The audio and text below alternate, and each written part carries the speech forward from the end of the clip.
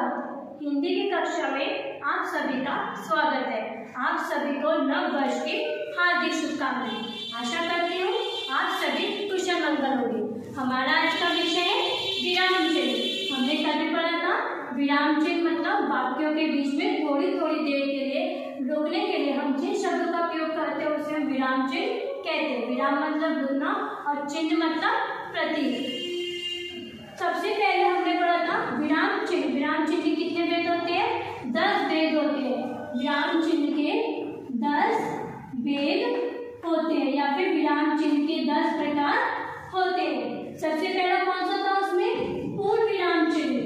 पूर्ण विराम चिन्ह। पूर्ण विराम चिन्ह क्या होता है? एक वाक्य समाप्त होने के बाद हम पूर्ण विराम चिन्ह लगाते हैं, थोड़ी देर के लिए रुकते हैं, उसके बाद फिर हम दूसरा वाक्य पढ़ते हैं। जैसे पृथ्वी गोल है, ये पूरा एक वाक्य समाप्त हो गया, उसके बाद हमने पूर्ण विराम का चिन्ह लगा दिया। उसके बाद दूसरा है हमारा अल्प विराम चिन्ह। अल्प विराम चिन्ह। अल्प विराम चिन्ह क्या होता है? वाक्यों के बीच में, शब्दों के बीच में थोड़ी थोड़ी देर के लिए रुकने के लिए हम अल्प विराम चिन्ह का उपयोग करते हैं। जैसे राम, लक्ष्मण, भरत, शत्रुघ्न चारों भाई थे, तो राम के बीच में हमने अल्पविराम का चिन्ह प्रयोग किया, फिर लक्ष्मण, फिर अल्पविराम का चिन्ह का प्रयोग किया, फिर भरत, फिर अल्पविराम का चिन्ह का प्रयोग किया, फिर शत्रुघ्न। तो हम थोड़ी देर के लिए रुक के पढ़ेंगे। राम, लक्ष्मण, भरत, शत्रुघ्न चारों भाई थे। नेक्स्ट है हमारा प्रश्नवाचक चिन्ह। प्रश्नवाचक चिन्ह तो सबको पता है, मतलब प्रश्न पूछने के लिए हम जिस चिन्ह का प्रयोग करते हैं उसे हम प्रश्नवाचक चिन्ह कहते हैं। जैसे आप कहाँ गए थे, हमने प्रश्न पूछा और पीछे गए थे के बाद हमने लगा दिया प्रश्नवाचक चिन्ह। नेक्स्ट है हमारा विस्मयादिबोधक चिन्ह। विस्मयादिबोधक चिन्ह हमने आधिकारिक शब्द में पढ़ चुके। विस्मयादिबोधक जो हर्ष, उल्लास, दृढ़ जो हमारे भावों को दर्शाता है, उन शब्दों के लिए हम विस्मयादिबोधक चिन्ह का प्रयोग करते हैं। जैसे कितना सुंदर चित्र है, वाह कैसा अच्छा खिलौना है, तो हमने के साथ क्या लगा दिया? विस्मयादिबोधक चिन्ह। नेक्स्ट है हमारा योजक चिन्ह या विभाजक चिन्ह।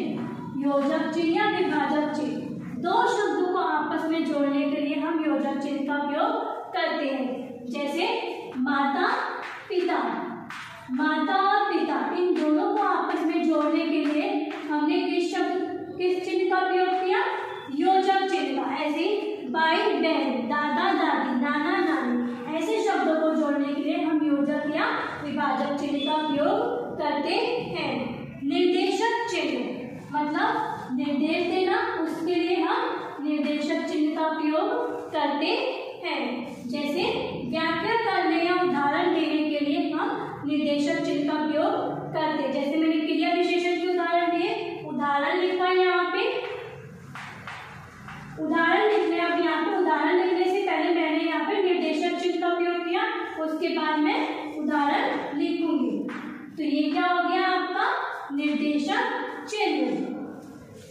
अब हम पढ़ेंगे आज उद्धरण चिन्ह। उद्धरण चिन्ह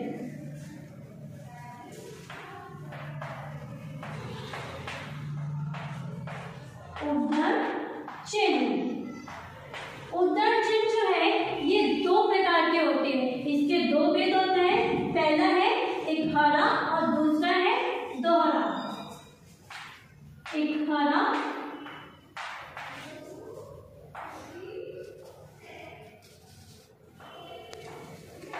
और दोहरा।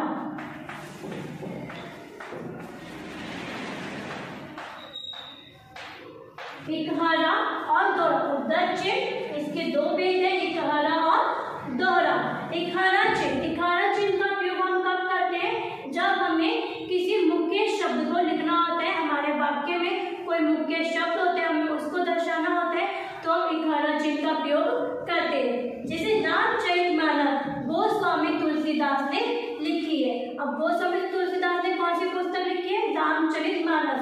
तो हम रामचरितमानस को उद्धरण चिन्ह में लिखेंगे। रामचरितमानस।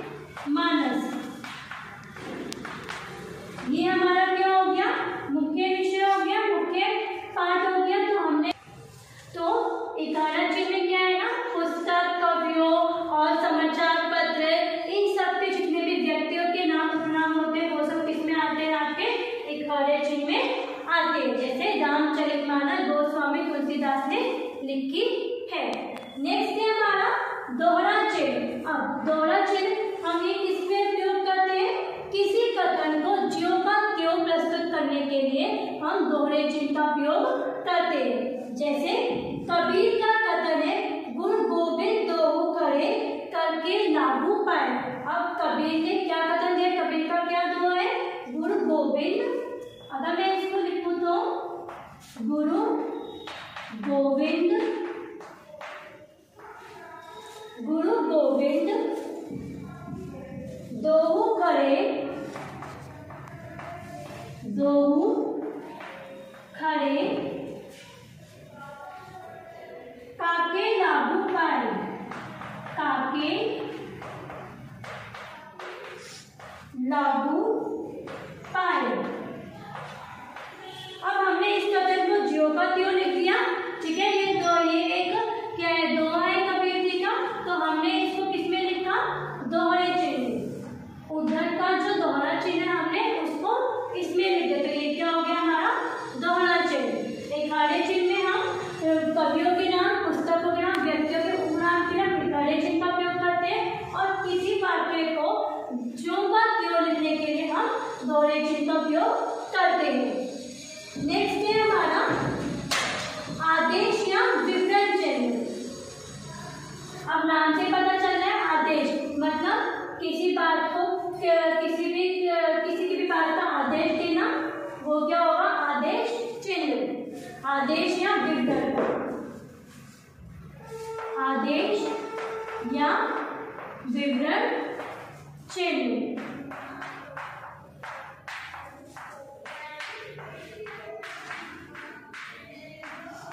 हमें कोई भी काम करने का आदेश दिया जाता है तो वो क्या होगा? आदेश या विवरण चिन्ह। और इसका चिन्ह क्या होता है?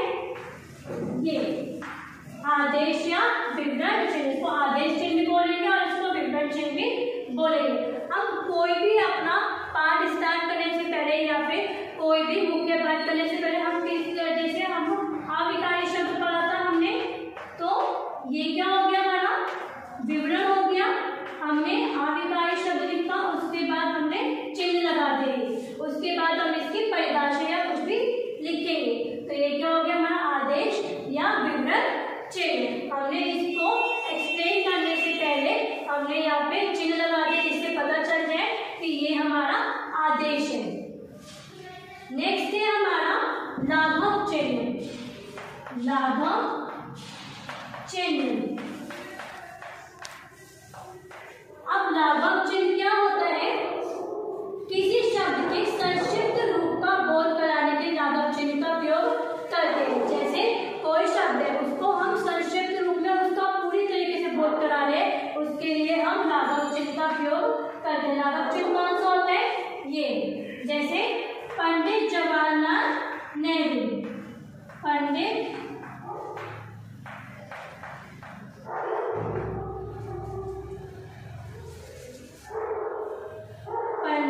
जवाहरलाल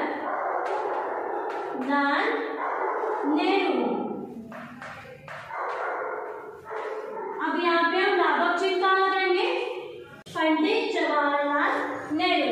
अब हमने ये मुख्य शब्द है हमारा, इसको हम लाघव चिन्ह के रूप में कैसे लिखेंगे? पंडित, ऐसे, ठीक है। तो पंडित, उसके बाद जवाहरलाल नेहरू, जवाहरलाल नेहरू। किसी भी मुख्य शब्द का बोध कराने के लिए हम लाघव चिन्ह का उपयोग करते हैं। ऐसे एक और शब्द है डॉक्टर। डॉक्टर के लिए, तो डॉक्टर के लिए हम कैसे लगाते हैं? हम जब भी डॉक्टर लिखते हैं तो ऐसे लिखते हैं, डॉक्टर के लिए हम लाघव चिन्ह लगाते हैं, तो ये क्या हो गया? हमारा लाघव चिन्ह। नेक्स्ट है हमारा त्रुटि परक या हस्तपद चिन्ह। फिर से बोलेंगे एक बार, त्रुटि परक या हस्तपद चिन्ह। नाम से पता चल रहा है त्रुटि परक, त्रुटि परक मतलब किसी शब्द या वाक्य के बीच में कोई भी त्रुटि होगी तो उसके लिए हम जिस चिन्ह का प्रयोग करेंगे उसे हम त्रुटि परक चिन्ह कहते हैं, या फिर इसे हम हंसपद चिन्ह भी कहते हैं, हंसपद चिन्ह भी कहते हैं। और इसका चिन्ह क्या होता है? ये त्रुटि परक या हंसपद चिन्ह। अब एक उदाहरण इसका लेते हैं। आतंकवाद के प्रभाव में आज सारा देश है। आतंकवाद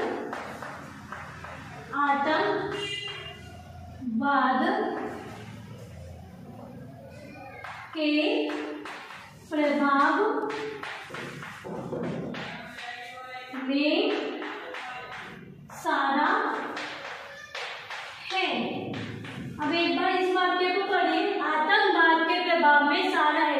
क्या ये वाक्य आपको पूरा लगा? इसमें कोई त्रुटि है? एक बार अच्छे से पढ़ के देखिए, इसमें एक त्रुटि है। अगर आप ध्यान से देखेंगे, आतंकवाद के प्रभाव में सारा है, सारा है के बीच में एक त्रुटि है। वो क्या है?